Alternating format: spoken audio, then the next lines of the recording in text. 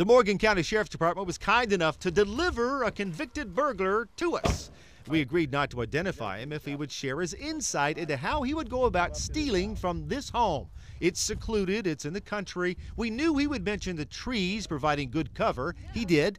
But listen to the second thing he said. And the doors, they lightweight, they real easy to open. Just the first of a number of things he saw that many of us would never have thought about. He said he would probably have a couple of friends with him. They'd hide the car. One would stay with the car. The other two would hit the home. First, they'd want to make sure nobody was at home. That's simple enough. Somebody will probably come knock on the front door. If nobody answers, it's game on. He says with a flathead screwdriver and a crowbar, you can get into any house. The easiest spot for him here, this sliding glass door in back. I mean, you can open that door with a butter knife. Actually, he says he'd use a flathead screwdriver. First stop, the living room. That's where most of the electronics gonna be. Like this flat screen TV. They're light enough these days for one person to carry. The first TV, PlayStation, any kind of Blu-ray or DVR. Not to mention a computer and laptop. He's big on electronics. They're easy to sell. From there, it's off to the master bedroom. You be grabbing that? Yes, sir. He's also looking for jewelry, cash left in drawers, a safe, oftentimes in a closet. He spotted some rifles. He'd take those. From there, they'd be finished. They're conscious of that ticking clock. In and out about 5 minutes, 10 minutes tops. Their partner in the vehicle would pull into the garage, and they'd load it up. And this hypothetical haul Probably cost $3,000 off that in there. How long would it take him to sell this stuff? 30 minutes. Who buys it? Pawn shops, most likely, they're going to take it regardless.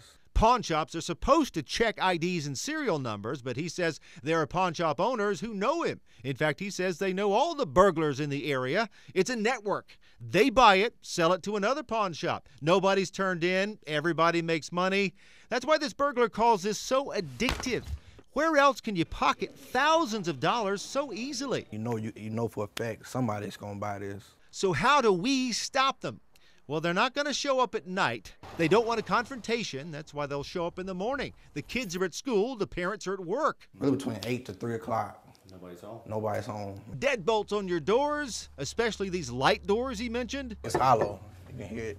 They can pop that with a crowbar. Same thing with your windows. Stick it down up under there, the crowbar, and just push down on it. These locks up here just pop all the way off, and the window slide up.